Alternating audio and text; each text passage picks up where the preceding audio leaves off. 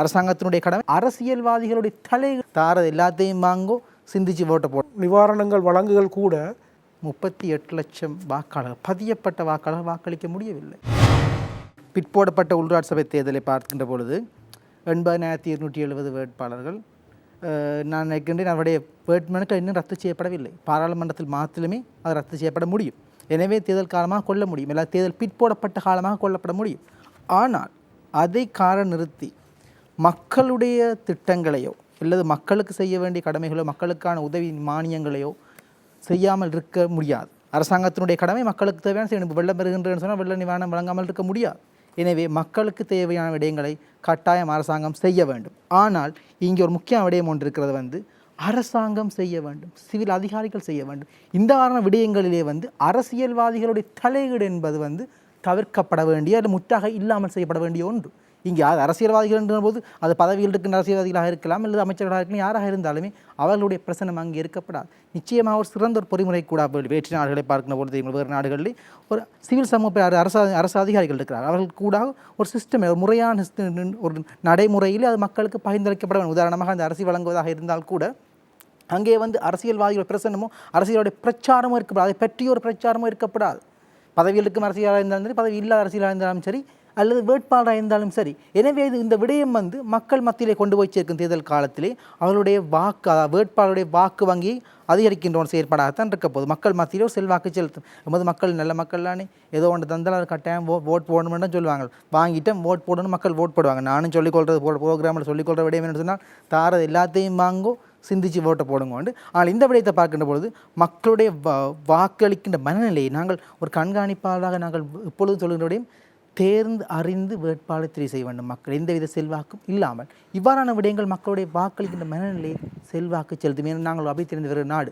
அந்த வகையில் அரசியல்வாதிகளோட பிரச்சனமோ எந்த தலையிடமே இல்லாமல் இவ்வாறு நடவடிக்கைகள் நிச்சயமாக முன்னெடுக்கப்பட வேண்டும். உங்களுக்கு தெரிகிறது 16 லட்சமாக இருந்து சமுத்தி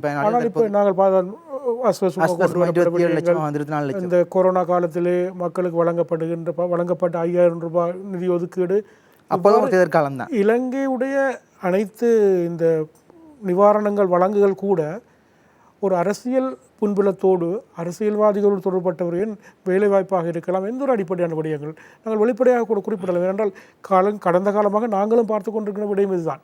அப்போ அந்த பின்புலத்தோடு தான் இந்த நிதியுதவிகளோ அவர்களோ வழங்கப்படுகின்றன. இதனை தடுப்பதற்கு ஒரு தேர்தல் காலத்தில் என்றால் உங்களுக்கு ஒரு தேர்தல் கண்காணிப்பாளராக வழக்குகளோ இதை தாக்கல் செய்ய முடியும். தற்போது அதுக்கான சாத்தியக்கூறுகள் ஏதாவது இருக்கின்றன. நீண்ட அவைத்திட்டங்கள், மிகப்பெரிய அவைத்திட்டங்கள் தடுப்பதற்கான முறைகள் எதுவுமே இல்லைன்னு நான் நினைக்கிறேன். பிரச்சாரங்களிலே துரதிருஷ்டவசமாக அரசியலமைப்பு சட்டத்திலே வாக்குச்சீட்டு சம்பந்தமாக குறிப்பிட்ட விடயத்திலே நோட்டாண்டு விடயம் உள்ளடக்கப்படவில்லை. நீங்கள் குறிப்பிட்டது போன்று அது உள்ளடக்கப்பட்டது உசிதமான ஒன்று தான், காலத்தின் தேவையாக. ஆனால் அந்த நேரத்தில் நாங்கள் இன்னொன்றையும் இதை குறிப்பிட விரும்புகிறேன். கடந்த 2020ஆம் ஆண்டு தேர்தலில், ஜனாதிபதி தேர்தல் பிற்பாடாக நடந்த தேர்தலிலே, பாராளுமன்ற தேர்தலிலே கிட்டத்தட்ட அன்னளவாக 38 லட்சம் வாக்காளர்கள் பதியப்பட்ட வாக்காளர்கள் வாக்களிக்க முடியவில்லை. கூட்டிய வாக்களிப்பு அட்வான்ஸ் ஓட்டிங் சிஸ்டம் என்று சொல்வார்கள்.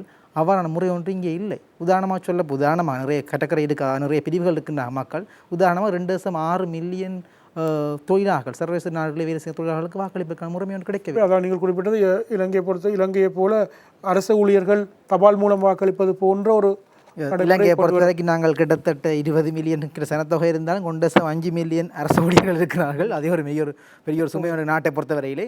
தேர்தல் நடவடிக்கைகளில் நேரடியாக ஈடுபடுகின்ற அரசு உத்தியோகத்தர்கள் மற்றும் தேர்தல் கடமைகளிலே நேரடியாக ஈடுபடுகின்ற பாதுகாப்பு அதிகாரிகள் மாத்திரம்தான் கிட்டத்தட்ட 7 லட்சம் தபால் மூலம் வாக்களிப்பு தற்போது நடைமுறை இருக்கின்றது. ஆனால் என்னது அறிவு கட்டியவை தற்பொழுது சட்டவரைஞர் திணைக்களத்திலே தேர்தல் ஆணைக்குழு ஒரு ஆவணம் தயாரிக்கப்பட்டிருக்கிறது. முற்கூட்டிய வாக்களிப்பு முறை சம்பந்தமாக தற்போது பேச்சுவார்த்தை நடைமுறை சிக்கல் சம்பந்தமாக ஆராய்ந்து கொண்டிருக்கிறான். நான் நினைக்கிறேன் விரைவில் பாராளுமன்றத்துக்கு சமர்ப்பிக்கப்படும் நினைக்கின்றேன். உதாரணமாக ஊடகவியலாளருக்கும் அதுக்கான வாய்ப்பு கிடைப்பதில்லை. அவர்கள் நிச்சயமாக தேர்தல் நேரடியாக பாதிக்கப்பட்டவர்கள் இருப்பீங்க. அதே போல் கண்காணிப்பாளருக்கு வாய்ப்பு கிடைப்பதில்லை. முக்கியமாக நோயாளர்களுக்கும் கிடைப்பதில்லை அவ்வாறான வாய்ப்புகள்.